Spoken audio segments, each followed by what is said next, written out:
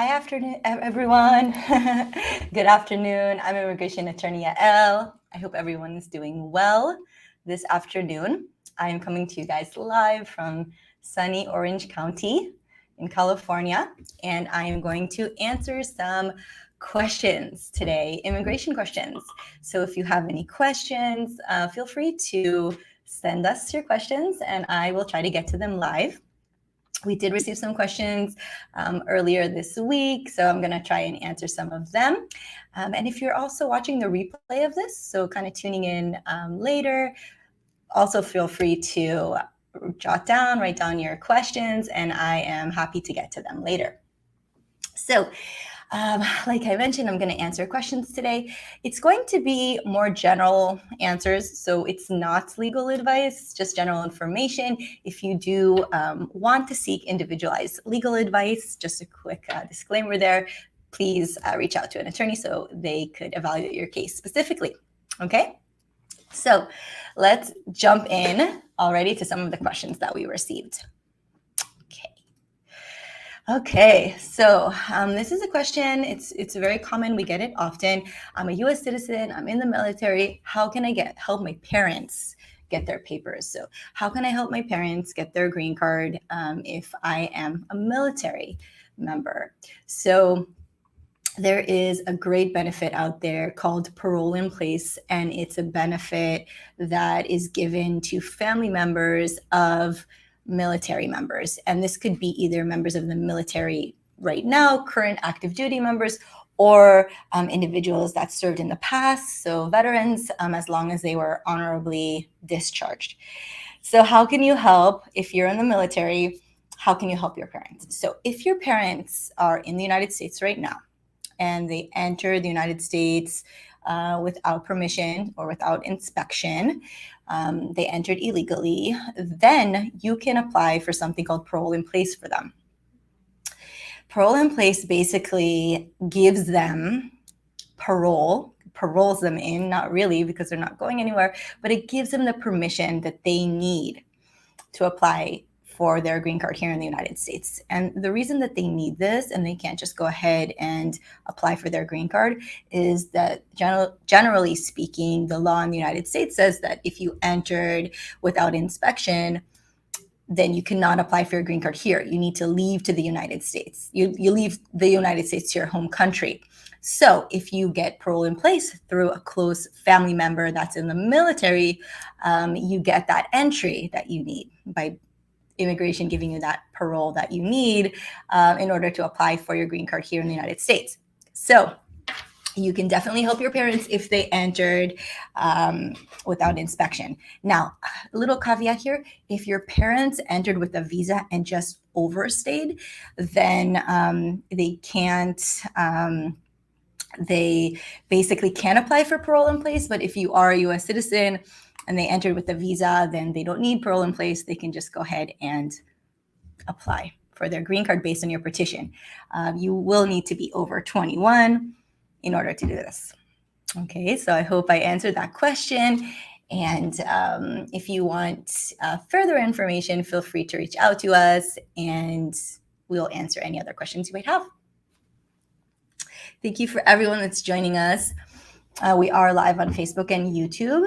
If you do have any questions, feel free to jot them down and I'll try to get to them as we go. Okay, so the next question is, I received a request for information from immigration asking for proof of our real marriage. How should I respond? So from reading the question, I can understand that most likely this is a marriage case where the U.S. citizen spouse petitioned, the U.S. citizen petitioned for their spouse to get a green card, and they received a letter from immigration. Immigration is asking them for more evidence. Immigration is asking to prove their real marriage. So one of the requirements if you're filing for your spouse is that the marriage is real and true, and that you're not just getting married for the purpose of the green card. So this is a request for evidence where you need to respond, definitely.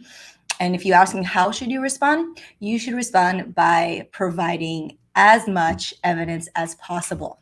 I love to bombard USCIS with documents showing the bona fides or the real relationship.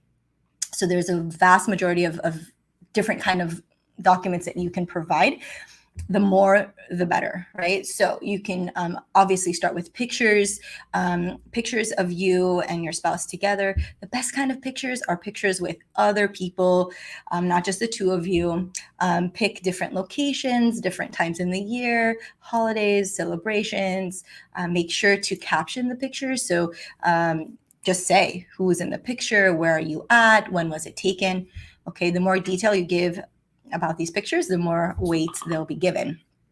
Other documentations could be anything that you have on both your names. So it could be utility bills. It could be any insurance policies, tax returns on both your names, bank statements on both your names, anything that you have that shows that you guys are a couple. Financial documentation are really strong proof of joint relationship, right? So if you can show those bank statements, showing a joint bank account, or showing that one of you guys has the account and the other one is authorized to take actions on that account. Okay, tax returns, like I mentioned, really strong evidence. Anything that you have on both your names.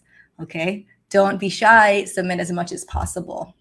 Okay, a request for information is a good opportunity to really present your case in the best way. So put a great effort into it, and hopefully it will all work out.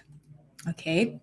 If you have any questions about that, you want to get some advice, specific advice on what exactly the request for evidence is saying, then please feel free to reach out to us. Okay, jumping to the next questions. Let me see what we got here.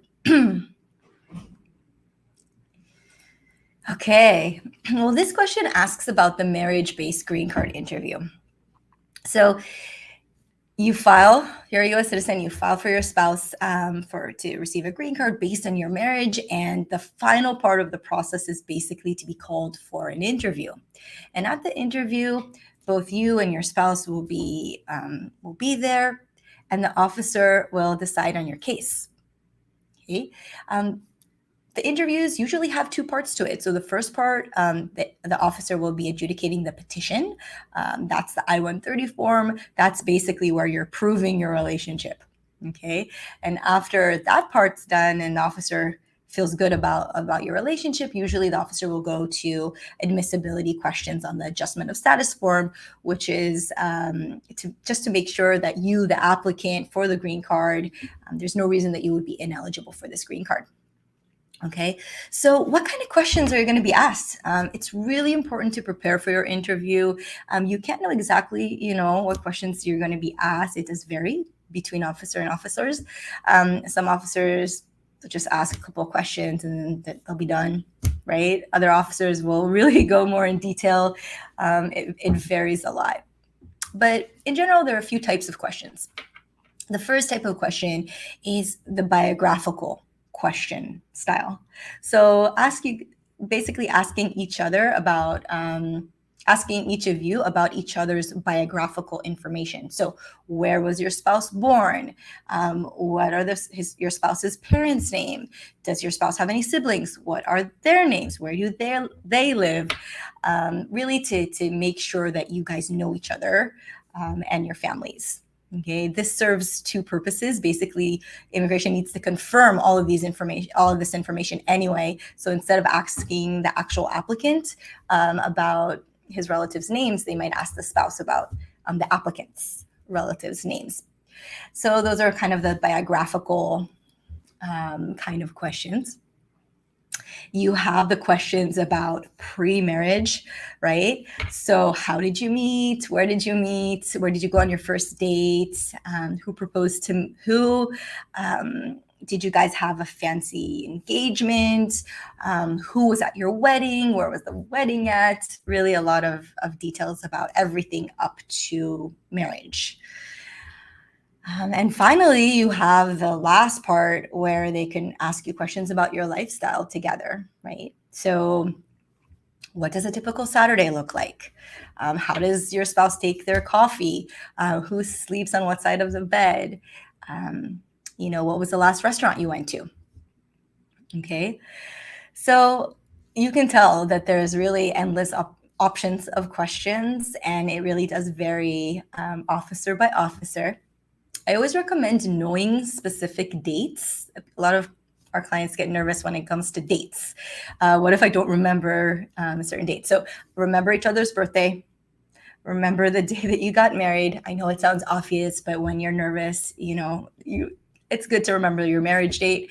And those are basically the most common dates: when birthdays and marriage date. Okay, and when you guys met. So I hope that was helpful. A lot of questions can be asked at the marriage-based green card interview about the relationship, but those are kind of like the main ones.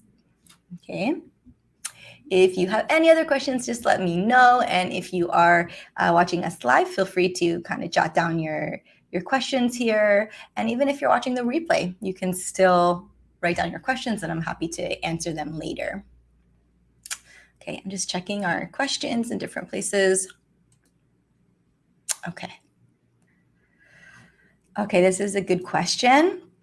I'm a U.S. citizen, and I'm marrying my spouse this week, and I would like to help him to get his green card. What steps should I take soon after marrying him? So first of all, congratulations. It's so exciting. The best part of our work is that we see all these couples come together, which is pretty cool. Get to see all the wedding pictures, which is very fun. So if you are a U.S. citizen and you're marrying your spouse, really the steps depend on what is your spouse's situation? What's his immigration history? Did your spouse enter with a visa or without a visa? It kind of depends. But let's say a very common scenario is that your spouse entered with a visa, and now he's here on a visitor visa, and you guys want to get married and change the status. So this is possible. Okay, generally speaking, you can do it.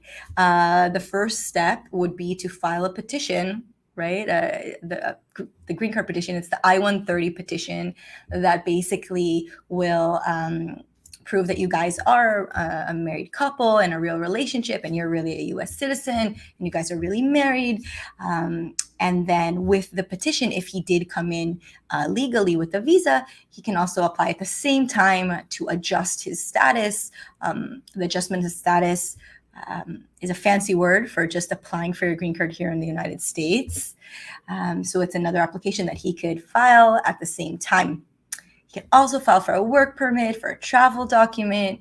So really, if your spouse entered legally, you could file for his green card right now. He can apply for the green card at the same time and do everything here in the United States. Now, that's just generally speaking. There are specific recommendations on when's the best time to file and what you need to include in your petition and your application. So please reach out to us for a specific evaluation, but just generally, the steps you need to do after getting married is file a petition and file an application to adjust status. Okay. If your spouse did not enter with a visa, then the analysis is a little bit different. So I do recommend reaching out to an attorney and figuring out what the best course of action is. Okay. Okay, let's see. So there is a question on Facebook, how can you give me some more information about how what? Are you talking about my previous answer? Just let me know, and I'll try to respond right now. Okay.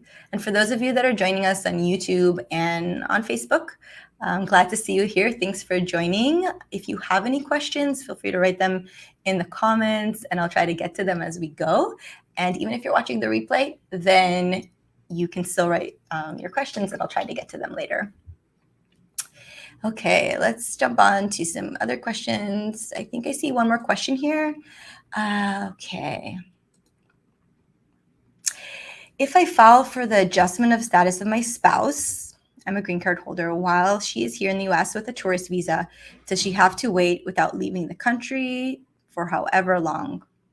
Okay, so good question. So if you are here in the United States and your spouse is a green card holder, so your spouse is a lawful permanent resident, and you're here as a tourist, do you have to wait the country while you're in the process? Do you have to wait in the country while you're in the process? So as long as you are in status, you can apply for your green card if your spouse is a resident. Okay, so it's a little different than if your spouse was a U.S. citizen. If your spouse is a U.S. citizen, it doesn't matter even if you fall out of status. You can still file and you can still apply for your green card. If your spouse is a resident, then you have to be in status to apply for adjustment of status. Again, adjustment of status is just a fancy word for your green card, okay? So let's say your spouse isn't a green card holder, you're still in valid tourist status, you can apply for a green card here in the United States. However, you cannot leave the United States while your process is pending until you receive something called advance parole. Advance parole is an advance permission, right? A travel document. It's something that allows you to leave the United States and return without jeopardizing your green card application. If you leave the United States while you have a green card application pending, then immigration thinks that you left, you're not interested anymore, and they cancel out the green card application. So you have to wait to get advance parole, to get that travel document in order to leave the country without, jeopardizing your whole process. Okay. And that's something, the advance parole is something that you can file at the same time that you file for adjustment of status. And right now we're seeing it around 7 to 9 months in average. Okay, so I hope that was helpful. Again, if you have any specific questions, feel free to reach out. I'm happy to talk to you personally and see how I can help you. Okay, folks, I'm just going to do a quick check to see if there's any other questions, either on YouTube or on Facebook. I don't see any further questions. So I'm going to wrap up for today. Our number is here. Feel free to call or text us if you're interested to have a specific evaluation of your case and have a consultation with an attorney. I really, really recommend it. If you're considering a process here in the United States to gain immigration status, don't do it alone. It's really, if you do have an attorney by your side, you are increasing your chances of success by a lot. And we're here to help if you're interested. If you want to learn more about immigration, feel free to check out our YouTube channel, our Facebook page, and our website. So until next time, have a great day and stay safe.